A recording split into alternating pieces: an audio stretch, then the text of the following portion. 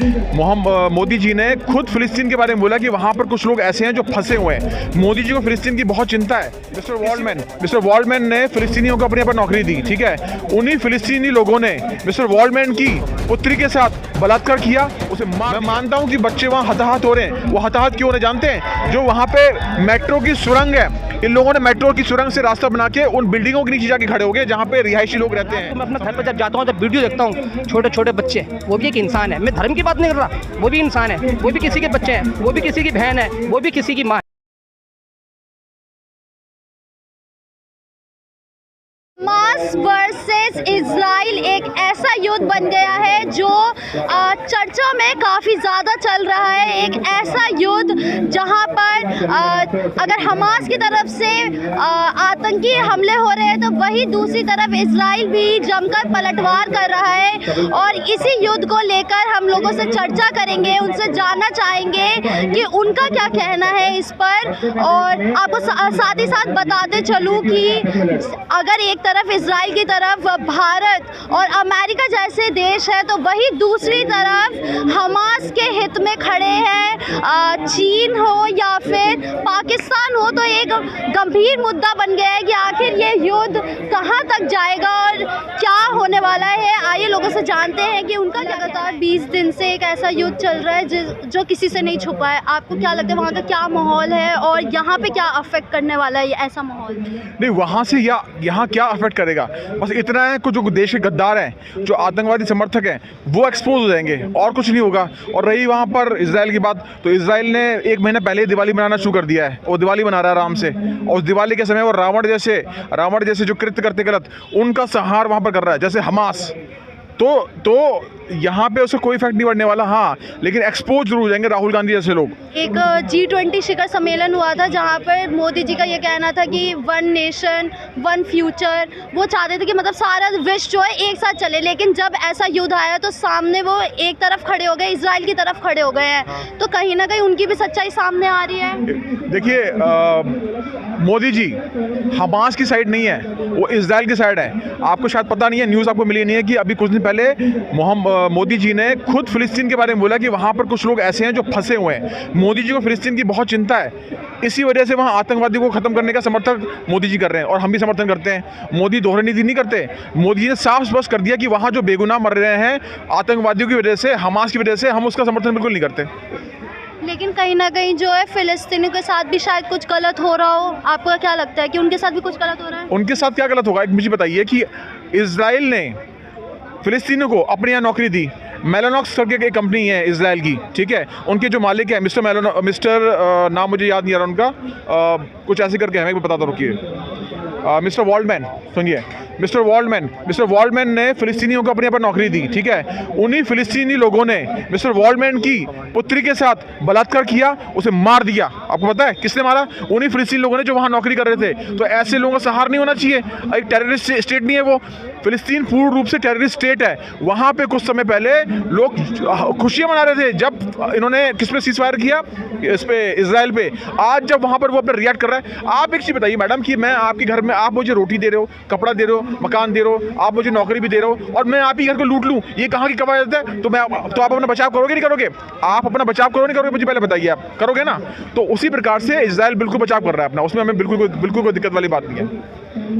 ये Israel versus Hamas के युद्ध के बीच में जो बच्चे हैं या जो महिलाएं हैं उनके साथ जो बेकसूर है उनके साथ बहुत ज़्यादा गलत हो रहा है।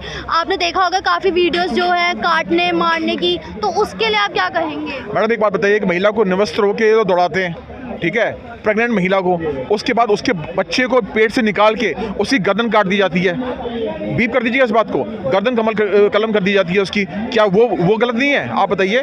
मैं मानता हूं कि बच्चे वहां हताहत हो रहे हैं। वो हताहत क्यों हो रहे जानते हैं? जो वहां पे मेट्रो की सुरंग है, इन लोगों ने मेट्रो की सुरंग से रास्ता बना के उन बिल्डिंगों के नीचे जाके खड़े हो गए जहां पे रिहायशी लोग रहते हैं, समझ रहे हैं? अब जब इजराइल स्कैन करता है कि भाई कहां पे अपराधी छुपा पड़ा है, तो वो उस बिल्डिंग के नीचे लिखता है। अगर उसको नेस्तो नाबूद नहीं किया जाएगा तो यही होगा, और सिविलियंस को भी इजराइल बचा रहा है। आपको पता नहीं है, जो घायल हो रहे हैं ना वहां पर, जो फिलिस्तीन में घायल हो रहे हैं, उसका इलाज इजराइल में ही हो रहा है। ये चीज हमास वो हैं जो बेचारे 1948 से इन लोगों से लड़ते आ रहे हैं। एक बात ये बताइए, अगर मेरे घर में क्या मेरा कोई रिश्तेदार परेशान हो और मैं उसको थोड़ा हारा ये उसकी हेल्प करता हूँ कि तू मेरे आगे एक कमरे में आके रहने लगे, मैंने उसकी हेल्प की है, वो 15 दिन देता है, 20 दिन देता है, और रहने के बाद वो धीरे धीरे वहाँ के लोगों को, वहाँ के बच्चों को मारना शुरू कर देता है और कहता जी ये तो हम यहाँ के मालिक हैं।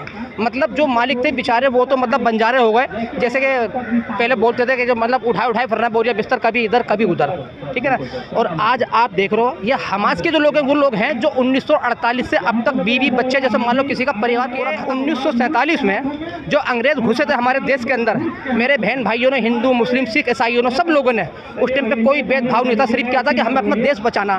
तो हम लोगों ने अपना देश बचाया, हिंदू भी थे, मुसलमान भी थे, सिख भी थे, ईसाई भी थे, ठीक है ना। अपना देश बचाने के लिए जब हमने हथियार उठाया था तो उसका मतलब तो ये कि हम भी आतंकवादी हो गए। हमने अपना देश बचाना, हमारे नहीं है, हमारे देश से नहीं है कोई चीज़ नहीं है, सबसे बड़ा अनमोल हमारा देश है, ठीक है ना। हम अपने देश की वजह से यहाँ पे खड़े हैं, ठीक है ना। अगर वो आज ऐसा कर रहे हैं तो कोई जुल्म नहीं कर रहे। इतना बड़ा फिलिस्तीन था कि आज फिलिस्तीन में तुम देखो तो उनके पास कुछ भी नहीं बचा हुआ, घर में घुस के कभी बच्चों को टेट पर पकड़ के लेके जा रहे हैं। रात को मैं अपने घर पर जब जाता हूँ, जब वीडियो देखता हूँ, छोटे छोटे बच्चे, वो भी एक इंसान है, मैं धर्म की बात नहीं कर रहा, वो भी इंसान है, वो भी किसी के बच्चे हैं, वो भी किसी की बहन है, वो भी किसी की माँ है, ठीक है ना। हाँ, तो ये जो हो रहा है ये बहुत गलत हो रहा है और ये आने वाले टाइम में कभी भी खत्म नहीं। संयुक्त राष्ट्र संघ जो है उसको पहल करनी चाहिए ना रोकने के लिए। जो हमारा संगठन है उसको बैन करें, बैन क्यों नहीं करते। इतने संगठन बने हैं, विश्व वर्ल्ड जो है विश्व संगठन जो है ना। आपको लगता है कि वहाँ चल रहा युद्ध यहाँ भारत पर भी कोई असर छोड़ सकता है? वही तो असर इसलिए लग रहा है, लंबा चलेगा तो असर तो आएगा। अब कई लोग भारतीय जो है वहाँ से लेके आने पड़ रहे हैं ना यहाँ पे, तो परेशानी सबको हो रही है।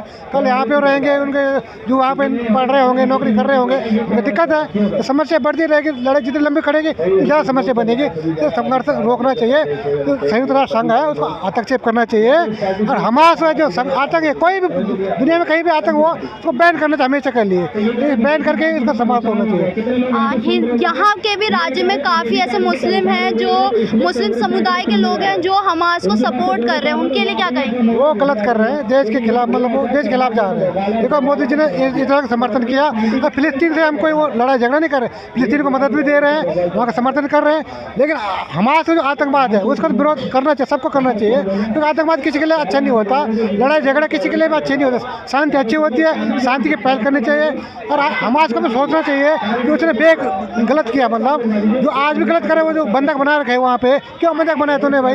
बेकसूरों को हत्या कर रहे हैं, बच्चियों को मार रहे हैं, तो गलत है ना। मतलब देखना, आपने सुना, हमने लोगों से बात करी इजराइल में चल रहे इस भीषण युद्ध के बीच में जो बच्चे हैं और जो वो महिलाएं हैं उनके साथ वो गलत हो रहा है, और वही हर बार लपेटे में आती है, वही हर बार चपेट में आती है।